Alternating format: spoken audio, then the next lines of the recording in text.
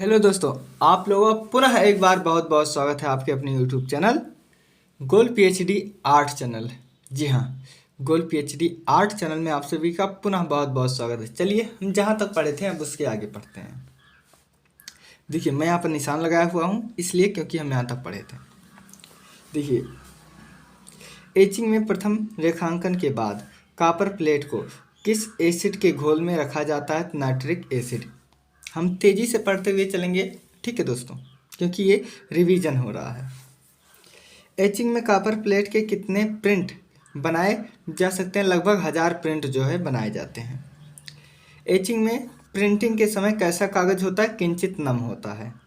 Lithography की खोज कब और किसने की थी? 18वीं शताब्दी में अलाय सेफेंडर ने की थी, ठीक है, सेन फेंडर ने की थी।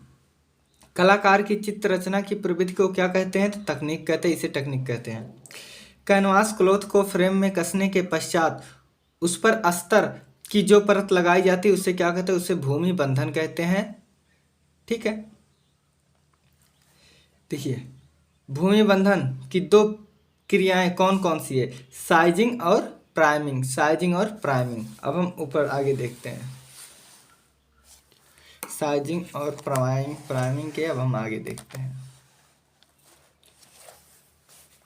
देखिए, इटेगेलियो की वह तकनीक जो जल रंग या वास के समान प्रभाव उत्पन्न करती है क्या कहलाती है? एक्वाटिंट। दो रंगों को कोमलता पूर्वक कैनवास पर ब्रश से मिश्रित करने को क्या कहते हैं? ब्लेंडिंग। देखा, ई जना कैनवास हुआ ना तो ही अपने आप मिला ली हैं, अलग से प्लेट बनाए मिले होते हैं, तो क्या कहते हैं? ब्लेंडिंग। बिना किसी मिश्रण के रंगों के अलग अलग स्टॉक लगाना जो मोजाइक के समान उत्पन्न करता है, इसी को ब्रोकन कलर कहते हैं। और अगर हम वाद में जाएंगे भैया तो इसी को कहते हैं वो नव प्रभाववाद, ठीक है। अब देखिए, ब्रोकन कलर का उपयोग अपनी कृत या अपने प्रकृति चित्रों के लिए किस पाश्चात्य कलाकार को जानते हैं? कांस्टेबल को। कौन? कांस्टेबल। इसकी भूसा गाड़ी बहुत प्रसिद्ध है, ठीक है। इसके बाद पढ़ते हैं। देखिए, रंग की बूंदों को धरातल पर डालकर मुंह से या स्ट्रा की सहायता से फूंक मारकर जब कलात्मक पोत की रचना की जाती है तो उसे ब्लोन ब्लाट्स कहते हैं। सूखे धरातल पर बिना तैल के रंग को तूलिका के माध्यम में लगाने को क्या कहते हैं? Dry brushing. तूलिका, नाइफ मतलब चाकू या स्पैचुला की सहायता से धरातल पर सघनता अपारदर्शी रंगों को लगाने कहते हैं इम्पेस्टो। आगे देखते हैं। देखिए, गाढ़े रंगों को मिलाने के बाद किसी वस्तु जैसे नाइफ मतलब होता है चाकू, जैसे चाकू, कंघी, फ्राक आदि को दबाकर पोत का निर्माण करने को कहते हैं इम्प्रिंट। क्या? इम्प्रिंट। सूखे हुए कठोर ब्रश या टूथ ब्रश से रंगीन धरातल पर उंगली के अग्रभाग से स्प्रे करने को कहते हैं स्टेपिंग। जैसे मान लो ये है तो इसी को ऐसे ऐसे जब हम लोग ब्रश व्रश करते हैं, मंजन, जब ब्रश पर हम लोग मंजन पेस्ट रखते हैं तो उससे पहले 2 बार ऐसे ऐसे करके फिर उस पर रखते हैं ना, वही चीज़। इम्पेस्टो का आरंभ किसने किया था? तो ब्रिटिश चित्रकार जिसका नाम है जॉन ब्रेट बाय ने। क्रेयॉन से बने चित्रों पर कौन सी वार्निश का प्रयोग की जाती है? डामर वार्निश। रंग की एक परत सूख जाने पर रंग की दूसरी पारदर्शक परत लगाना जिससे नीचे की परत दिखाई देती है इसे कहते हैं ग्लेचिंग।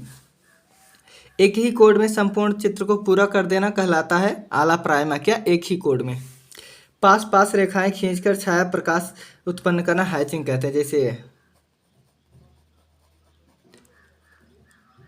ठीक है, जैसे ये आपकी है, देखो यहाँ डार्क हो गया, यहाँ लाइट है, तो इसी को हैचिंग कहते हैं।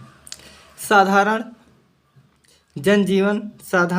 कि जनजीवन संबंधी चित्रों को जेनर कहते हैं। क्या? जेनर कहते हैं। चलिए, अब देखो, कठोर किनारों को अंगुली या अंगूठे या अंगुली की सहायता से मिलाते हुए कठोरता को कम करने कहते हैं स्फूमेटो। छोटे छोटे बिंदु द्वारा छाया प्रकाश का ध्यान रखते हुए चित्रण करने कहते हैं बिंदु वर्तना। एक से अधिक माध्यम का एक साथ एक ही चित्र में प्रयोग करने को कहते हैं मिश्रित माध्यम। जैसे मान लो आप एक चित्र बना रहे हो तो उसमें ऑयल कलर भी लगा रहे हो, एक्रेलिक भी लगा रहे हो, पोस्टर भी लगा रहे हो, तो वही होगा आपका मिश्रित माध्यम। ड्राई ब्लेंडिंग करने के लिए कागज को कस कर लपेट कर पेंसिल का आकार टूल बनाने को क्या कहते हैं? टार चान कहते हैं। ब्रश के स्थान पर नाइफ या चाकू से पेंटिंग करना कहलाता है नाइफ पेंटिंग। दो रंगों को प्रत्यक्ष धरातल पर पास पास लगाकर मिश्रण का प्रभाव उत्पन्न करने को कहते हैं दृष्टि मिश्रण। देखिए, मास्किंग टेप किसे कहते हैं? तो धरातल जैसा है उसे वैसा छोड़ने के लिए उसे मास्किंग टेप से ढक दिया जाता है, रंगने के बाद उसे उतार दिया जाता है। अब बताऊं कैसे? रुको, बता रहे हैं। देखिए, बताने के लिए सारी व्यवस्था करना पड़ता है। देखो, मान लो आप लोग देखेंगे बेड बनाते समय जो लोग कारपेंटर लोग मास्किंग टेप लगाते हैं उसी कहते हैं। देखो, मान लो हमें धरातल इतना दूर सफ़ेद छोड़ना है, तो मैं क्या करूँगा? मैं यहाँ ऐसे ऐसे कर दूंगा और यहाँ ऐसे ऐसे कर दूंगा। ठीक है, इस पर मैंने कर दिया। अब देखिए, इसे हटा लिया बाद में, इतना दूर जो है एकदम वाइट धरातल छूट गया ना, इधर रंग गया इधर, इसी को कहते हैं मास्किंग टेप। अब देखो, रंग को कपड़े या कागज से रब करने की तकनीक को कहते हैं फ्रंटेज। देखो, जैसे आप लोग देखेंगे बचपन में ये ऐसे रंग हम लोग जो है रबड़ जब नहीं रहता था तो ऐसे कागज़ को ऐसे ऐसे मोड़ के और ऐसे ऐसे मिटा लेते थे, ऐसे ऐसे। ठीक है, कपड़ा से या कागज़ से, इसी को कहते हैं जो है फ्रंटेज। अब देखो, सिग्रेफिटो का विकास कब हुआ था? 13वीं शताब्दी यूरोप में। सिग्रेफिटो क्या है? तो नीचे वाली रंग की धरातल को खुरचना, नीचे वाली रंग जैसे इसे इसे खुरच के जो है परत छुड़ाना। सिग्रेफिटो से जिस टूल में से प्रथम अंकन या खुरच कर किया जाता है उसे कहते हैं स्टाइलस। स्टूडियो से बाहर कार्य करने के लिए सबसे सुविधाजनक रंग जल रंग होता है। कहाँ से लगाए के बाद 5 मिनट में सुखाई जाता है। पोस्टरों ने सुखाए और ऑयल पेंटिंग ये सब सुखावन करे तो सबसे अच्छा होता है जल रंग। धातुओं के रंग कब बनाए गए हैं? धातुओं के रंग कब बनाए गए? 18वीं शताब्दी में। प्रागैतिहासिक काल में कौन से रंग प्रयुक्त किए गए हैं? तो गेरू, खड़िया, कोयला। दीवार पर बने चित्रों को क्या कहते हैं? भित्ति चित्र। क्या? भित्त। देखो, दीवार को हम लोग भीत भीत ऐसे चिल्लाते रहते हैं तो उसी भित्ति चित्र कहते हैं। भित्ति चित्रण की परंपरा इतिहासकारों के अनुसार कब से प्रारंभ हुई? तो अजंता से। क्या? अजंता से। लेकिन हमें जोगीमारा से भी प्रमाण मिलते हैं, लेकिन अजंता सटीक है। ठीक है, देखो, भित्ति चित्रण की तकनीक कौन कौन सी है? टेम्परा, सिग्रेफिटो और फ्रेस्को। इसी फ्रेस्को का अंतर दो है, एक फ्रेस्को सिक्को, एक फ्रेस्को बोनो। फ्रेस्को चित्रण है भित्ति चित्रण की विधा। भित्ति चित्रण की वह तकनीक जिसमें प्लास्टर गीला होने पर रंगों को लगाया जाता कहलाता है फ्रेस्को।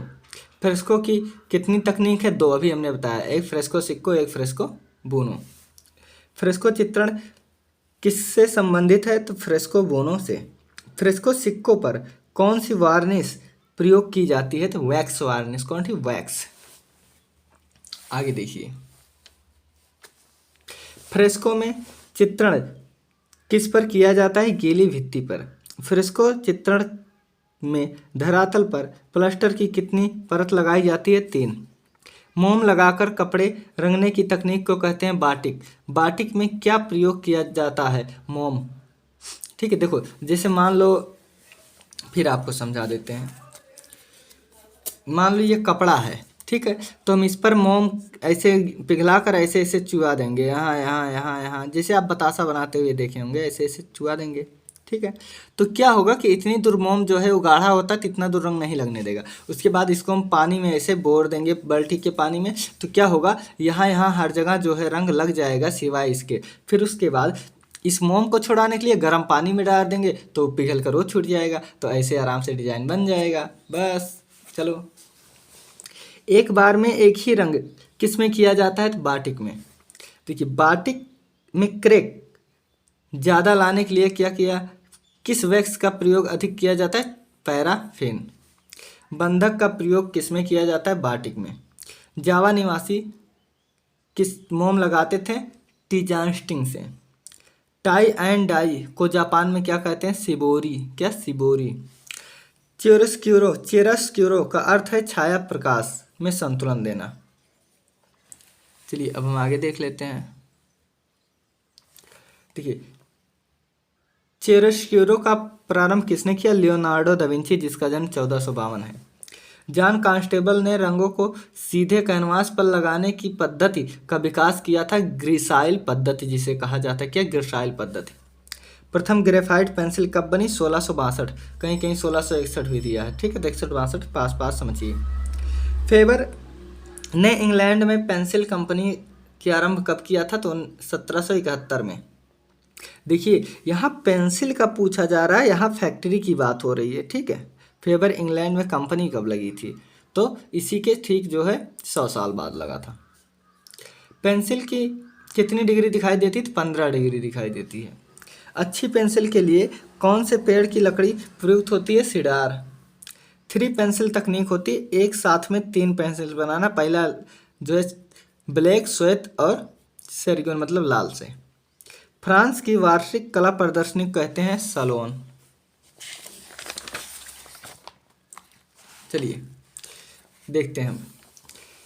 सैन ग्यून ड्राइंग किस शताब्दी में प्रचलित हुई? तो 14वीं शताब्दी। स्टाइल शब्द किससे बना है? लैटिन शब्द स्टाइलस से।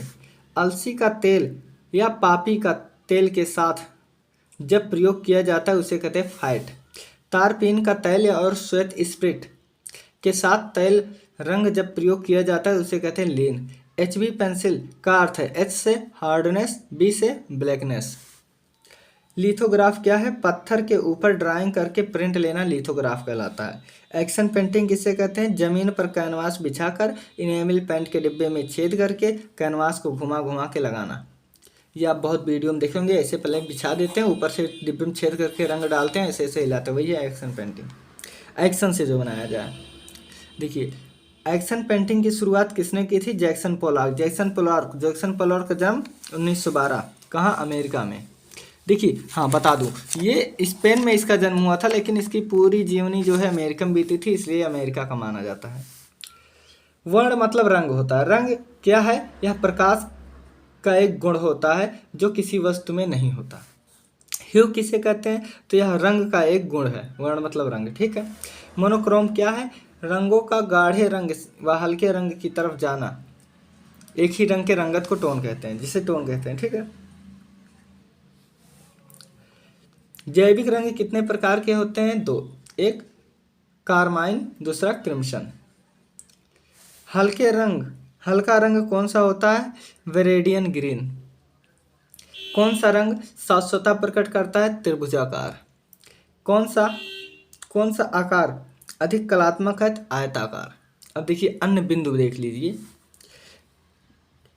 कला शब्द का प्रयोग किस वेद में हुआ है? ऋग्वेद में। कला किस भाषा का शब्द है? संस्कृत का। अब हम लगे हाथ ये देखते हैं रंग की श्रेणी। देखिए, रंग लाल रंग में 3 होते हैं। एक क्रिम्सन मतलब गहरा लाल, स्कारलेट नारंगी लाल, वार्मेलियन हल्का नारंगी। अब हरा में है ब्रेडियन पन्ना, सैप पत्ती का कलर, हुकर नीला है, पार्सियन या नेवी ब्लू जो तिरंगे की तीलियों में प्रयोग होता है, कोबाल्ट मतलब आसमानी, अल्ट्रा मैरीन मतलब बैगनी प्रभाव जिसमें रहता है, और टर्काइस जिसे फिरोजी कहते हैं। देखिए पीला मतलब येलो, ओकर yellow, Chrome yellow, lemon yellow. भूरा में है ब्रंट साइना, ब्रंट अंबर। काला में है आइवरी ब्लैक जापान। सफ़ेद में है टिटेनियम वाइट और चाइनीज वाइट। कला शब्द का प्रयोग किस शताब्दी में हुआ? तो 13वीं शताब्दी के प्रथम चरण में। कला शब्द की उत्पत्ति किस धातु से? तो संस्कृत के कर्ण धातु से हुई है। कर्ण धातु का आशय है प्रसन्न करना या प्रसन्नता देना या खुशी देना। देखिए, कला शब्द का प्रयोग किस कला हेतु किया जाता है? ललित कला के लिए। कामसूत्र के लेखक कौन है? वात्स्यायन। कौन? वात्स्यायन। वात्स्यायन में कामसूत्र कितनी कलाओं का वर्णन किए? 64 प्रकार कला। 64। देखिए, कामसूत्र के किस अध्याय में 64 कला का वर्णन है? 3रे अध्याय में। कामसूत्र के 64 कला में चित्रकला का कौन सा स्थान है? चौथा स्थान है। कामसूत्र की 64 कलाओं में चित्रकला को किस नाम से जाना जाता है? आलेखम। कामसूत्र का टीका किसने किया? पंडित यशोधर ने 11वीं शताब्दी में। पंडित यशोधर ने कामसूत्र का जो टीका किया उसका नाम है जयमंगला। वात्स्यायन किस शताब्दी के थे? चौथी शताब्दी में। ठीक है, अब देखिए ललित विस्तार कितने कलाएं हैं? 79, 79 प्रकार की। सर्वप्रथम कला शब्द का प्रयोग कहाँ मिला है? नाट्यशास्त्र में।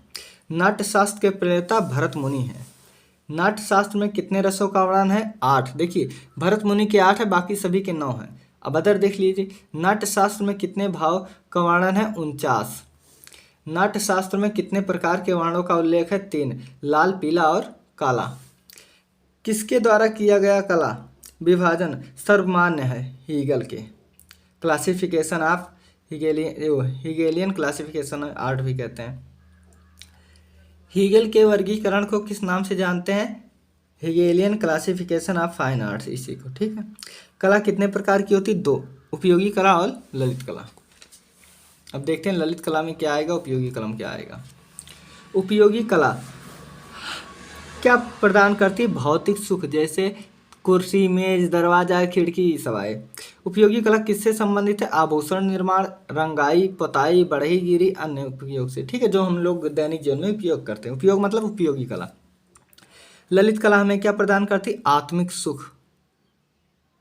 बस देखो, ललित कला के दायरे में आती है चित्रकला, मूर्तिकला, वास्तुकला, संगीत कला और काव्य कला। 5 होती है ललित कला। चित्रकला, मूर्तिकला, वास्तुकला, संगीत कला और काव्य कला।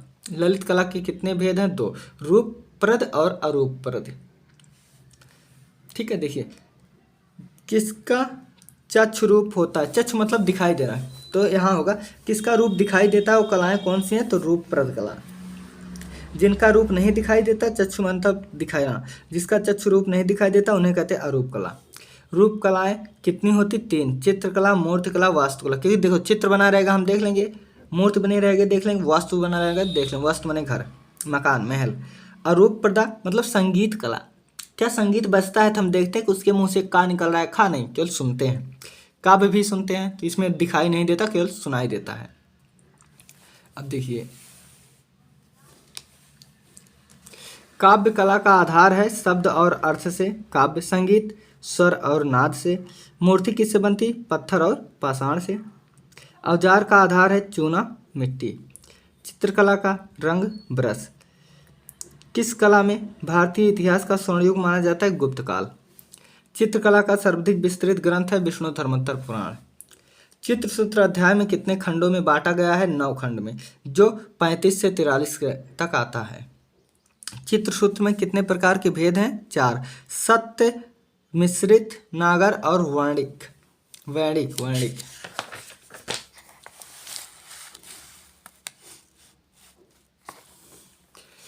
चित्रसूत्र किस ग्रंथ का अध्याय है? विष्णु धर्मोत्तर पुराण का अध्याय है। स्थापत्य कला और मूर्त कला के लिए श्रेष्ठ पुस्तक है अग्नि पुराण। उषा अनिरुद्ध की प्रेम कथा किस ग्रंथ में मिलती है? महाभारत में। महाभारत ग्रंथ का रचना काल कब माना जाता है? 400 ईसा पूर्व। रामायण ग्रंथ के रचनाकार हैं महर्षि वेदव्यास। महाभारत में राजकुमार अनिरुद्ध का चित्र किसने बनाया? चित्रलेखा ने। चित्रसूत्र में शरीर के अंग के आधार पर पुरुष के कितने भेद बताएं? 5, हंस, भद्र, मालव्य, रोचक और शशक। हंस पुरुष की लंबाई 108 अंगुल, भद्र की 106, मालव्य की 104, रोचक की 100, शासक की 90 और एक ताल में 12 अंगुल होते हैं। मनुष्य कितने ताल में विभक्त है? 7.5 ताल में। चित्रसूत्र में स्त्रियों को, अच्छा इधर से नहीं आ रहा है, चलिए कोई बात नहीं, हम फिर से देख लेते हैं। हंस पुरुष की लंबाई 108, भद्र पुरुष की 106, मालव्य की 104, रोचक की 100, शासक की 90, एक ताल में 12 अंगुल। ठीक है, कितने? एक ताल में 12 अंगुल। ठीक है,